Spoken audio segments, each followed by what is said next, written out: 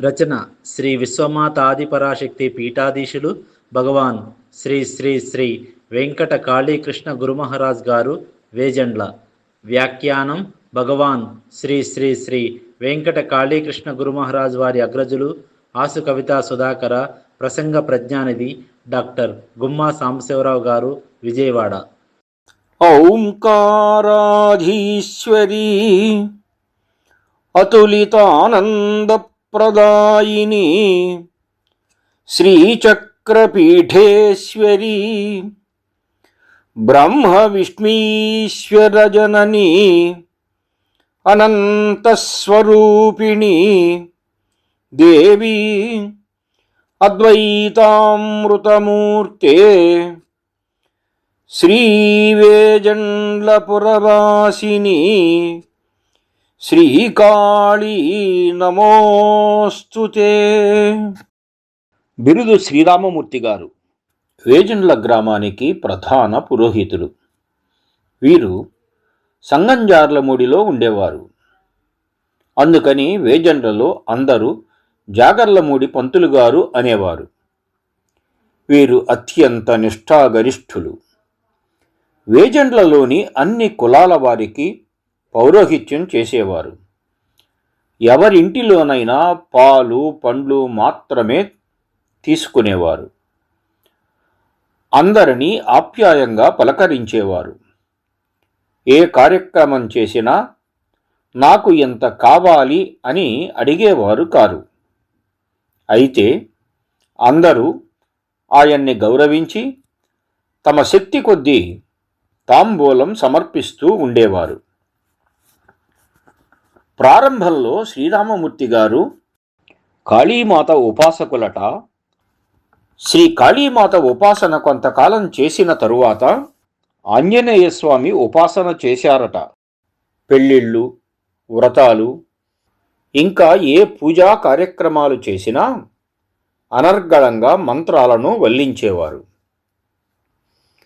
సంవత్సరాదికి అందరినీ ఒకచోట కూర్చోబెట్టి ఎవరెవరి పేరు ఫలాలు ఎలా ఉన్నాయో, సంవత్సరమంతా వారి ఆదాయ వ్యయాలు ఎలా ఉండేవో చెబుతూ ఉండేవారు. అంతేకాకుండా ఎవరైనా భూమి పూజలు, గృహప్రవేశాలు, ముహూర్తాలు మొదలైన వాటిని గూర్చి అడిగినప్పుడు చాలా ఓపికతో అందరికీ సమాధానాలు ఇచ్చి సంతృప్తి పరిచేవారు.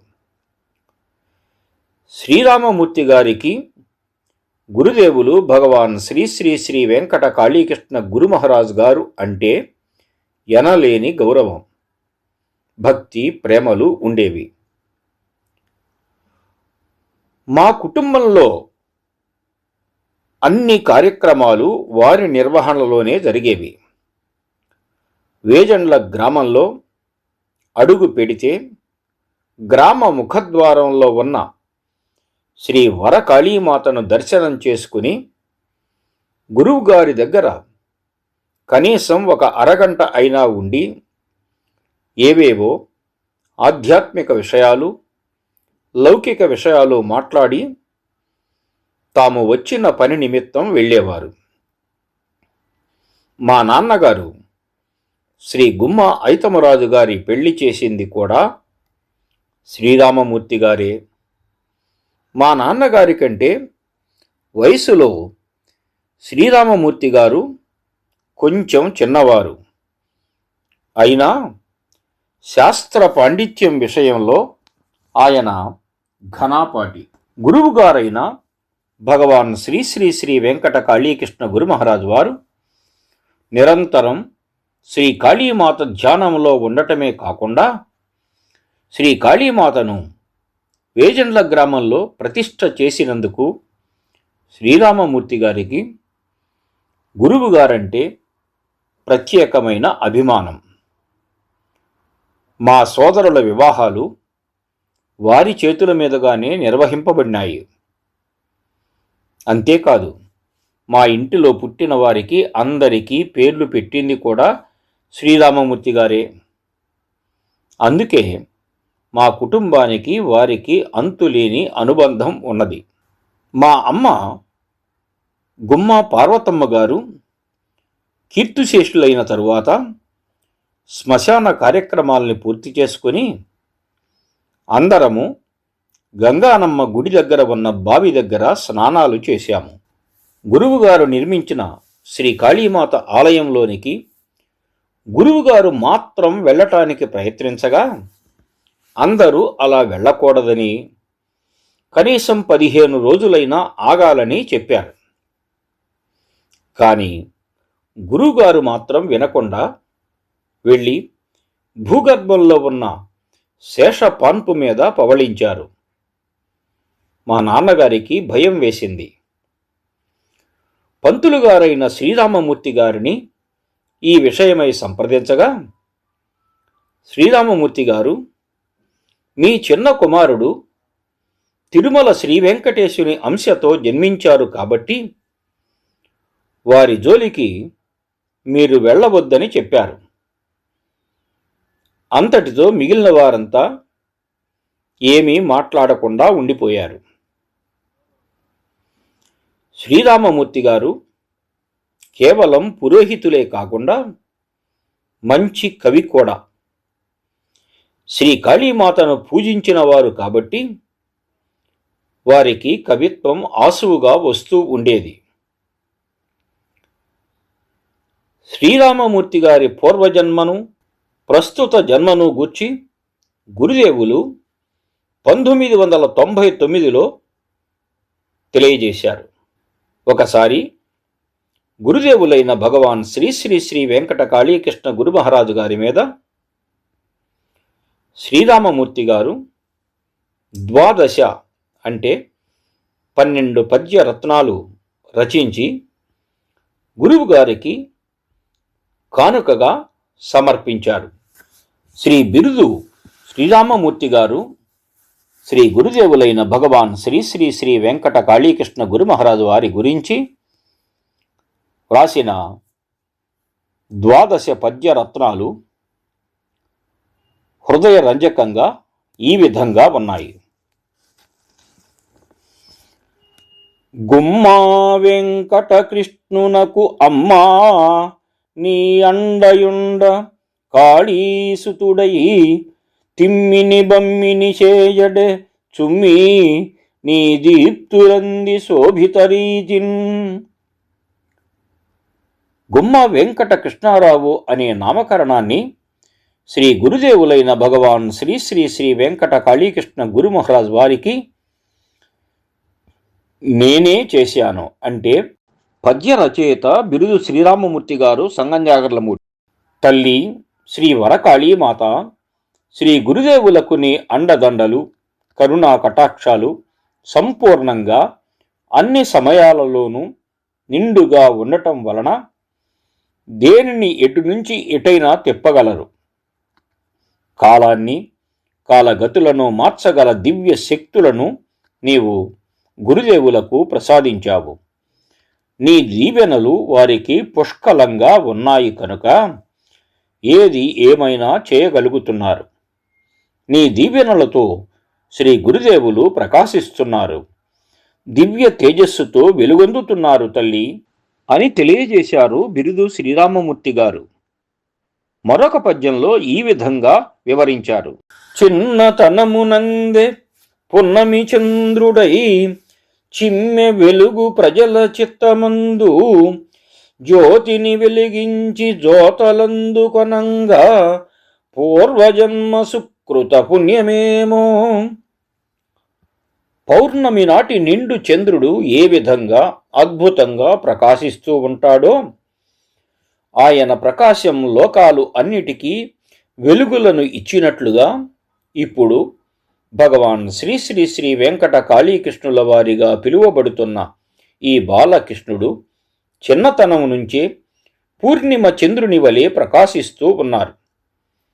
నేను చూస్తూ ఉండగానే అంచెలు అంచెలుగా చిత్రంగా చిత్రాతి చిత్రంగా లీలలను చేస్తూ అనేక మందికి అనేక విధాలుగా ఆదర్శుడై ఆర్తుల యొక్క బాధలను తీర్చుతూ ఈ అవనిలో ఎంతో మందికి సహకరిస్తున్నారు.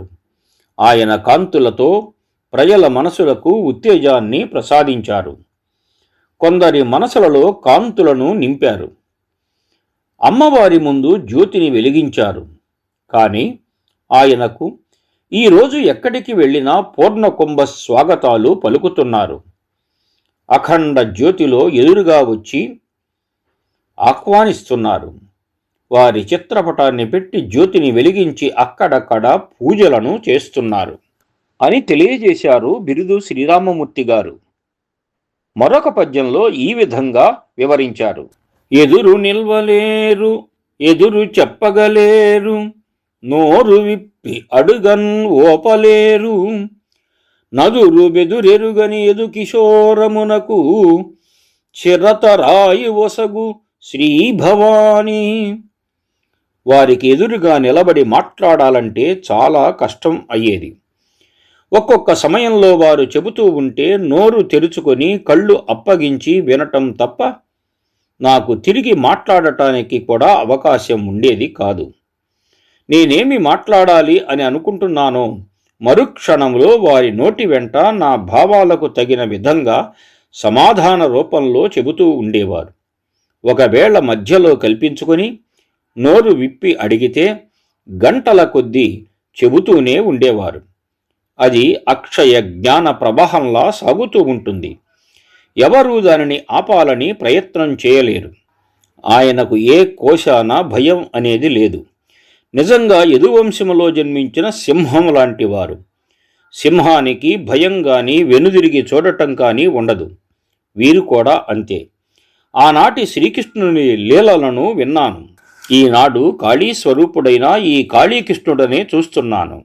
ఒక్కొక్క పర్యాయం ఆయన వెంకటేశుడా లేక కాళీమాతయా అని నాకే సందేహం కలుగుతూ ఉంటుంది.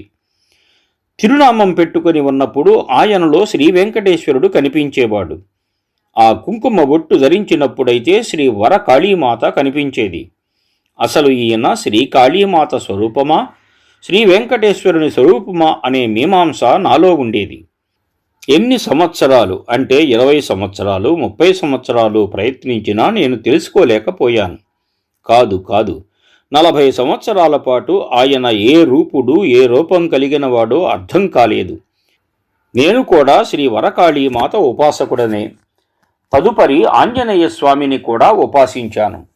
నాలో కూడా ఎంతో కొంత ఉపాసనా శక్తి ఉన్నా నేను శ్రీ గురుదేవుల గురించి వారి తత్వం గురించి కొంచెం కూడా గ్రహించలేకపోయాను. అమ్మా తల్లి శ్రీ కాళీమాత ఆయనకు దీర్ఘాయువుని ఇవ్వు అని నేను నీకు చెప్పగలిగినంతటి వాడిని కాను. వారికి దీవెనలు ఇవ్వమని చెప్పేటంతటి శక్తి నాకు లేదు తల్లి. ఎందుకంటే వారే నాకు దీర్ఘాయువును ప్రసాదించగల శక్తి సంపన్నులు. అయినప్పటికీ వారికి గుమ్మ వెంకట కృష్ణారావు అని నామకరణం నేనే చేశాను కాబట్టి అలాంటి యోగ్యత అదృష్టం ఆ భాగ్యం నాకు ప్రాప్తించింది కనుక ఆ భాగ్యం చేతనే అడుగుతున్నాను. అమ్మా నేను నామకరణం చేశాను కనుక వారికి దీర్ఘాయువుని ప్రసాదించు అని నిన్ను అడుగుతున్నాను తల్లి. ఎందుకంటే వారు ఎల్లప్పుడూ దీర్ఘాయుష్మంతులే. వారు దివ్య జనని యొక్క అనుగ్రహ ఆశీస్సులు పొందిన వారు కనుక. లేకపోతే పాల కడలితో శేషతల్పంపై శ్రీ మహావిష్ణువు పవళించి ఉండే విధంగా ఎవరు ఉంటారు? వారే కదా భూగర్భంలో శేషతల్పంపై పవళించి ఉన్నది అని తెలియజేశారు బిరుదు శ్రీరామమూర్తి గారు. మరొక పద్యంలో ఈ విధంగా వివరించారు. తృష్ణలేని కృష్ణదోస్తి కోరితివయ్యా, పస్తులే ఇక నీకు ప్రాప్తి, కాళి మస్తుగా తినకున్న గస్తి తిరుగుట ఎట్లు, గస్తిలేని జగతి కస్తి స్వస్తి. ఏ కోరికలు లేనటువంటి ఓ కృష్ణయ్య, నీవు శ్రీ వరకాళి అమ్మవారితో స్నేహం కోరుకున్నావు. లౌకిక ప్రపంచంలో జనలోకంలో నీవు ఎవ్వరితోనూ మిత్రత్వాన్ని ఆకాంక్షించలేదు. ఎవరితో మాట్లాడాలి, ఎవరితో తిరగాలి, ఎవరితో ఉండాలి అని అనుకుంటే నీవు ఎవరితోనూ దోస్తీ పెట్టుకోలేదు. ఒక్క అమ్మవారితోనే పరిపూర్ణమైన అనుబంధాన్ని పెట్టుకున్నావు. అంటే స్నేహబంధాన్ని ఏర్పరచుకున్నావు. ఓ తల్లి, శ్రీ వరకాళీమాతవు కనుక ఇక నీకు రోజూ పస్తులేనేమో. ఎందుకంటే వారు నీతో గంటల తరబడి రోజుల తరబడి మాట్లాడుతూనే ఉంటారు. నీకు ఆహారాన్ని స్వీకరించడానికి కూడా సమయం ఇవ్వరేమో. ప్రతి క్షణం ఆయన నీతో మాట్లాడుతూ ఉంటే తినడానికి కూడా నీకు తీరిక దొరకదు. నువ్వింక పస్తులు ఉండవలసి వస్తుందేమో. తల్లి, నీవు కడుపు నిండా భుజించకపోతే ఆయనతో మాట్లాడుతూ కూర్చుంటే ఈ లోకం అంతా ఎలా గస్తీ తిరుగుతావు తల్లి? నీవు నిరంతరం గస్తీ తిరిగితేనే కదా ఈ విశ్వానికి రక్షణ లభించేది. లోకంలో దుష్టగ్రహాలు విజృంభించకుండా ఉండాలన్నా, జనులకు గ్రహపీడలు రాకుండా ఉండాలన్నా నీవు ప్రపంచమంతా తిరుగుతూ కాపలా కాయాలిగా అమ్మా. అప్పుడే మానవులు ఎలాంటి రోగ పీడితులు కాకుండా సుఖంగా జీవిస్తారు. నీవు లోకంలో అందరిపైన దృష్టి పెడుతుంటే ఎవరికి ఎలాంటి హాని జరగదు, ఎలాంటి ఇబ్బందులు రావు. కానీ నీవు గురుదేవులతో మాట్లాడుతూ ఆయనతోనే కూర్చొని ఉంటే గస్తీ తిరిగే సమయానికి అవకాశం లేదు కదా. నువ్వు తిరగకపోతే, జనుల బాగోగులు చూడకపోతే ఏముంటుంది తల్లి? ఈ లోకానికి చరమగీతం ఆలపించినట్లే అపగ్రహాలు, దుష్టగ్రహాలు అన్నీ విజృంభిస్తాయి కదా తల్లి. అలాంటి దుష్టగ్రహాలను తురుమాడి అంతము చేసే శక్తివి నీవే. అలా జరగకపోతే ఈ లోకానికి అంతము ప్రళయమే కదా తల్లి. ఓ వరకాళీమాత అంటూ అమ్మవారిని ఎంత తన్మయత్వంగా ఆరాధిస్తున్నది అద్భుతంగా తెలియజేస్తున్నారు బిరుదు శ్రీరామమూర్తి గారు. మరొక పద్యంలో ఈ విధంగా వివరించారు.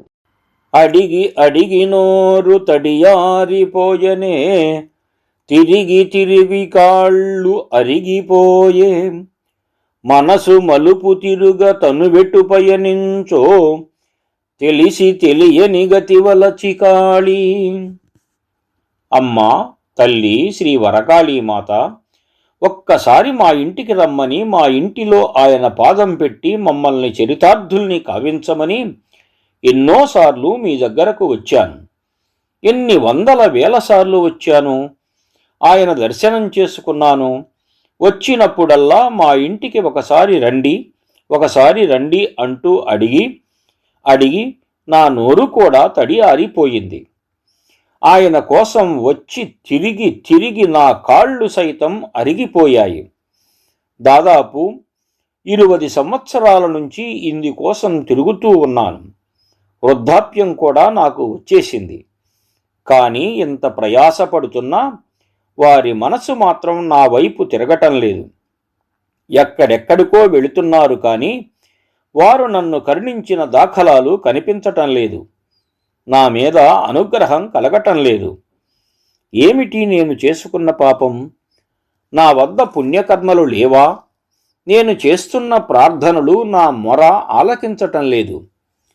ఎందుచేత వృత్తిరీత్యా నేను ఎన్నో వేల వివాహాలు, వ్రతాలు, పూజలు జరిపించాను. ఎన్నెన్నో పుణ్యకార్యాలు చేశాను. ఇన్ని పుణ్యకార్యాలు చేసిన ఫలితంగా నాకేమీ పుణ్యం రాలేదా? అయితే నేను చేసిన పుణ్యం సరిపోలేదా? ఎందుకు వారు నా వైపు, నా దగ్గరకు, మా ఇంటికి రావటం లేదు? నా మొర ఆలకించటం లేదు? చెప్పు తల్లి. తెలుసో తెలియకో ఏ జన్మలో ఏ తప్పు చేశానో ఇష్టపడి నీ దగ్గరకు వచ్చాను. ఒక్కసారి మా ఇంటికి రమ్మని ప్రాధేయపడుతున్నాను. అయినా ఎందుకో వారి మనసు కరగటం లేదు. తల్లి, నీవైనా చెప్పు తల్లి. నీ బిడ్డ అయిన భగవాన్ శ్రీ శ్రీ శ్రీ వెంకట కాళీకృష్ణ గురుమహారాజు వారిని ఒకసారి వచ్చి మమ్మల్ని పునీతులను కావించుమని అంటూ శ్రీ గురుదేవుల అనుగ్రహం తమకు ప్రసాదింపుమని చెప్పవలసినదిగా శ్రీ వరకాళీమాత అమ్మవారిని వేడుకుంటున్నారు శ్రీ బిరుదు శ్రీరామమూర్తి గారు. శ్రీ గురుదేవులకు అమ్మవారిని చెప్పమని, మా ఇంటికి పంపమని సాక్షాత్తు శ్రీ అమ్మవారిని ప్రార్థించటం ఎంత భాగ్యమో కదా అని తెలియజేశారు బిరుదు శ్రీరామమూర్తి గారు. మరొక పద్యంలో ఈ విధంగా వివరించారు. లచ్చి లేనివాని రచ్చలెక్కనివాని వేత్త కానివాని వెన్నుచరచి గుళ్ళుగోపురములు కూర్చుకొంటివి తల్లి తెలివి ఎవరి సొత్తు దేవికాళి. శ్రీ గురుదేవులు తాము గొప్పవారమని కానీ, శక్తిమంతుడనని కానీ, ఐశ్వర్యవంతుడను అనే ఆర్భాటాలు లాంటివి ఏమీ చేయరు. ఎన్ని ఉన్నా నిండు కొండవలే తొణకరు, బెణకరు. ఉన్న దానిలోనే పరిపూర్ణమైన సంతృప్తిని పొందుతూ అన్నీ ఉన్నా ఏమీ లేనట్లుగానే కనిపిస్తారు. వారు ఏనాడు ఎలాంటి వివాదాలలోకి వెళ్ళటం కానీ, తద్వారా రచ్చకెక్కటం కానీ జరగలేదు. వివాదరహితులు శ్రీ గురుదేవులు. 10 మంది కలిసి మాట్లాడుకునే సందర్భాలలో కూడా ఎవరూ వారి గురించి వేసమెత్తు విమర్శలు కూడా చేయటం జరగలేదు. వారంటే అందరికీ ఒక ప్రత్యేకమైన గౌరవ మర్యాదలు ఉన్నాయి.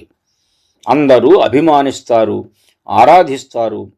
శ్రీ గురుదేవులు చదువుకున్నది 5 తరగతులని మాత్రమే తెలుసు. కానీ ఎవ్వరికీ తెలియని వేత్త వారిలో ఉన్నారు. వారికున్న జ్ఞానం అపారమైనది. ఎవరికి ఎంత పంచినా తరగని నిధివలే అక్షయమై వృద్ధి చెందుతూనే ఉంటుంది. అందుకు కారణం నీవు వారిని వెన్నుతట్టి లేపటమే కారణం కదా తల్లి. ఓ వరకాళీమాత, వారిలోని సృజనను మేల్కొల్పటమే కాక నీకోసం ప్రత్యేకంగా ఒక గుడిని, గోపురాలను, భూగృహ సమాధిని అన్నీ కట్టించుకొని వారి చేత నిత్య పూజలను చేయించుకుంటున్నావు గదా తల్లి. నీదే గదా తల్లి వైభవం అంటే. మేము శ్రీ గురుదేవులను గుర్తించలేకపోయాము. వారిని సాధారణ మానవునిగానే భావించాము. కానీ వారి గురించి, గత జన్మల గురించి నీకు తెలుసు కదా తల్లి. అందుకోసం వారిని వెన్నుతట్టిలి లేపి గుడులు, గోపురాలు సమకూర్చుకున్నావు. తెలివి ఎవరి సొత్తు తల్లి. మాకు అంతటి తెలివితేటలు లేవు గదమ్మా అని తెలియజేశారు బిరుదు శ్రీరామమూర్తి గారు.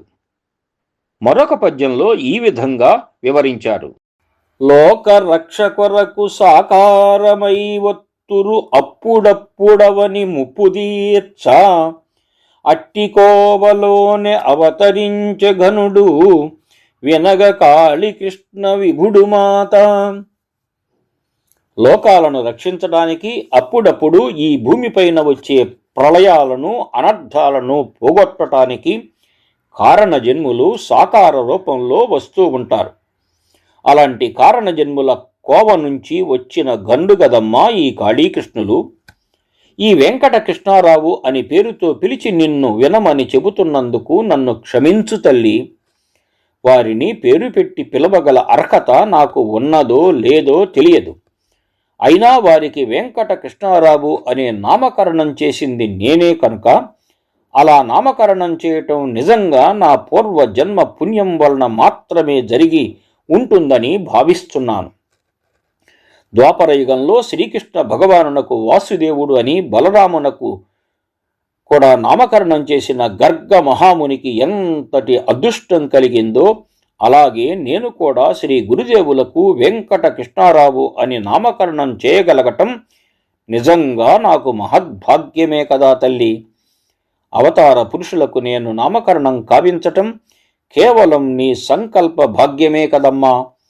ఇప్పుడు భగవాన్ శ్రీ శ్రీ శ్రీ వెంకట కాళీకృష్ణ గురుమహారాజ్ అని నీ చేత పిలువబడిన ఆ మహనీయునికి, కారణ జన్మునికి, ఆ బాలకృష్ణునకు, ఆ బాలకృష్ణుని వంశీయుడైనటువంటి ఈ బాలుడికి అలనాడు నామకరణం చేసేటువంటి భాగ్యాన్ని నాకు ప్రసాదించావు కదా తల్లి.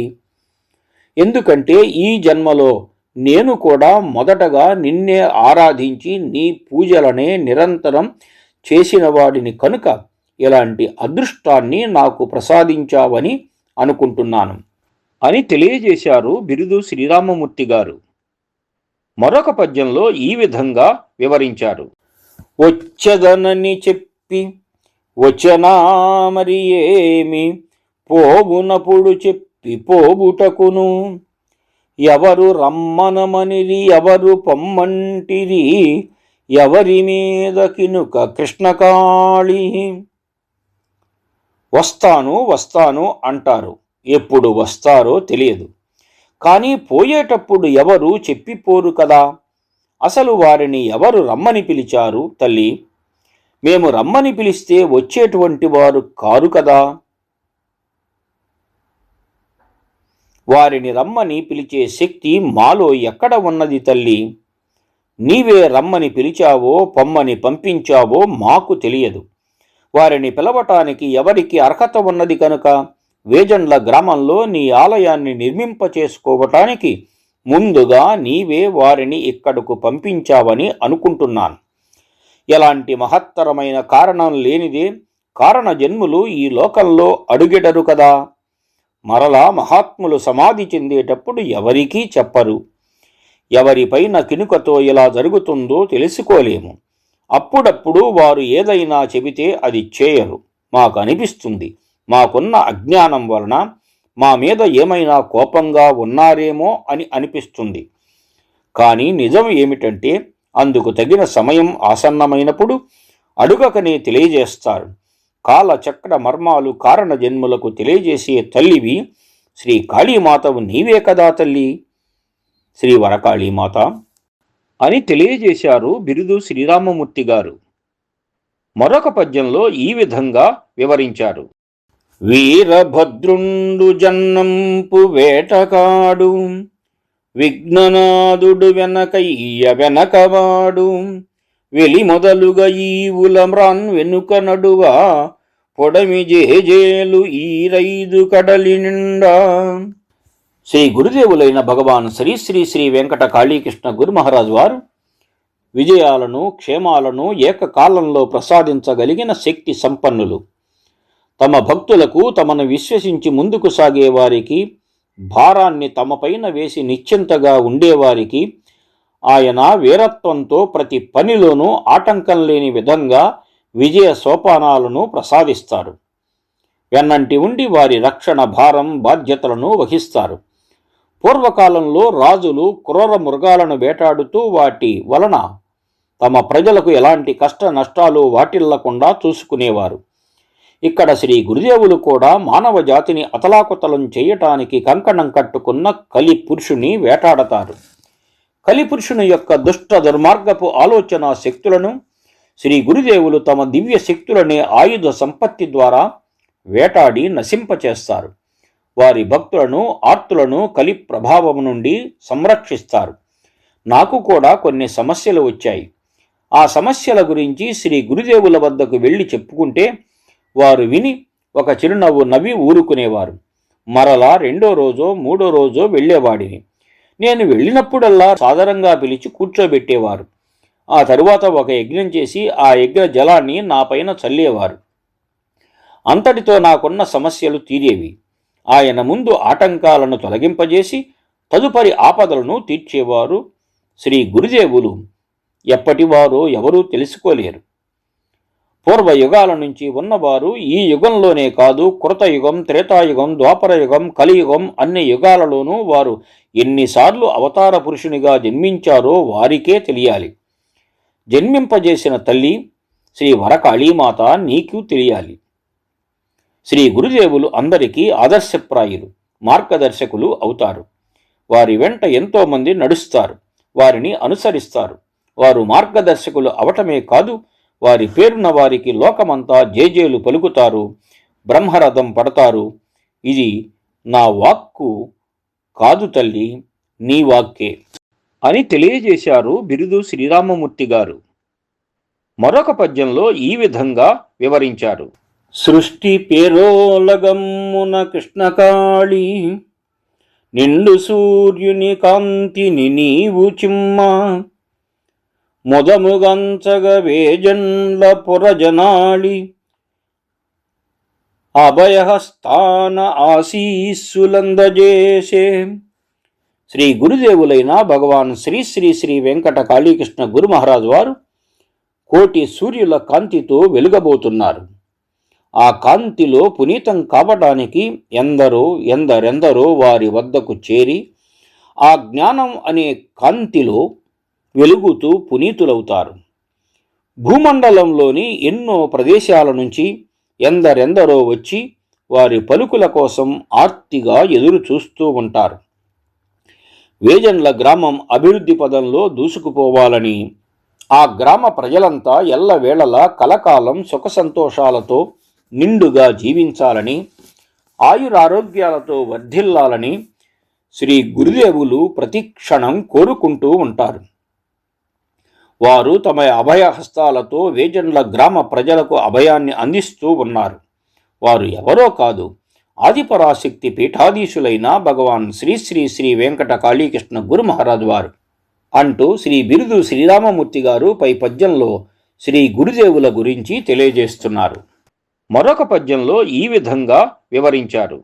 జగము కన్నుగప్పి మొగము వెంకకు త్రిప్పి వగచు బిడ్డ తల్లి బాధ నెరిగి నలుసు కసువులొసగి నలువగీత తుడిచే కృష్ణకాళిమాయ నెరుగతరమే.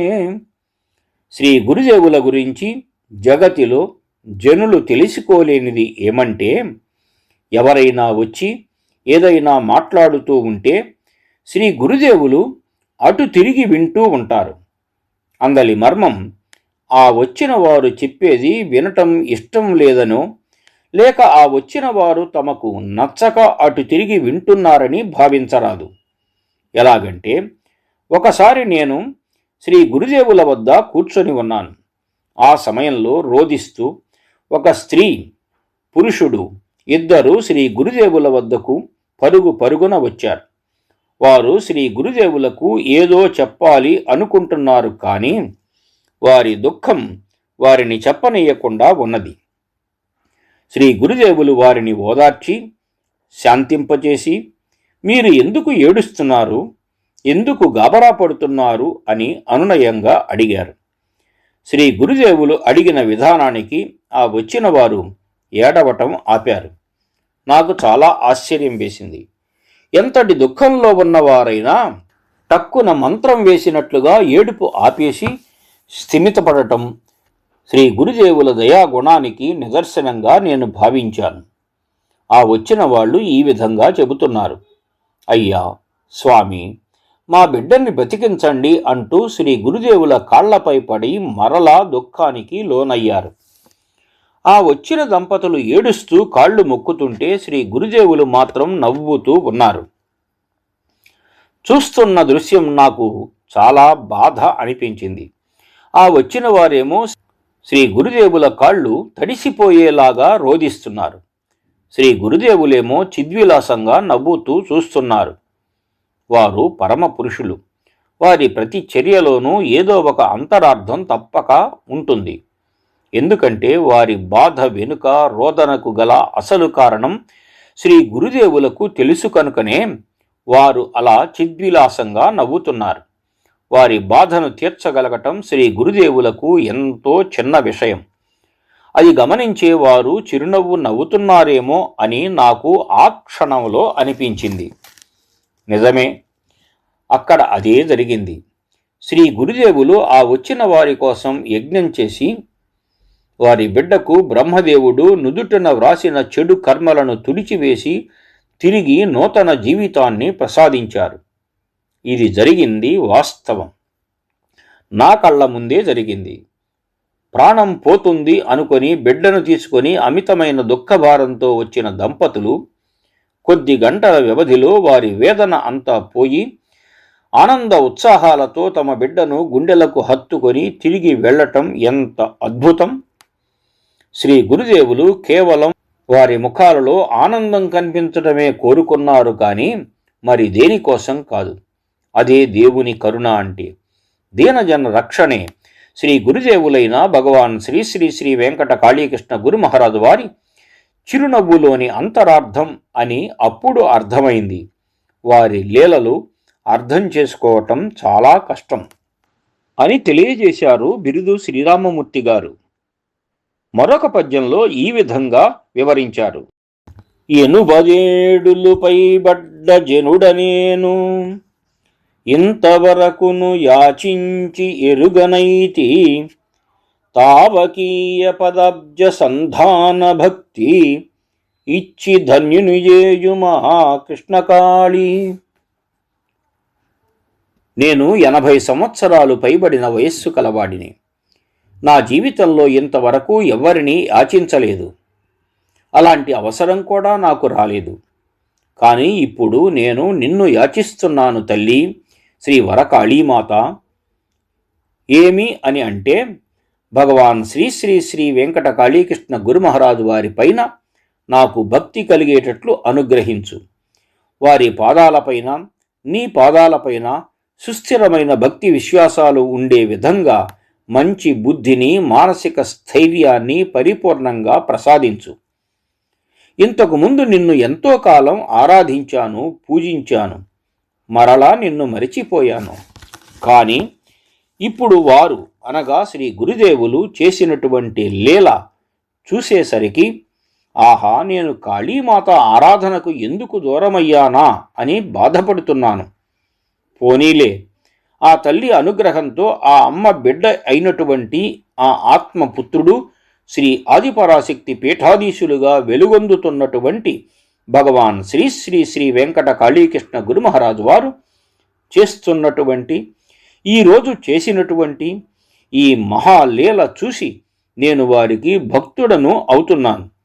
శ్రీ గురుదేవుల పాద కమలాల పైన ఎల్లవేళలా నా మనస్సు, భక్తి నిలిచి ఉండేటట్లు అనుగ్రహించి నన్ను ధన్యుణ్ణి చెయ్యి తల్లి, శ్రీ వరకాళీమాత అంటూ అమ్మవారిని ప్రార్థించారు శ్రీ బిరుదు శ్రీరామమూర్తి గారు.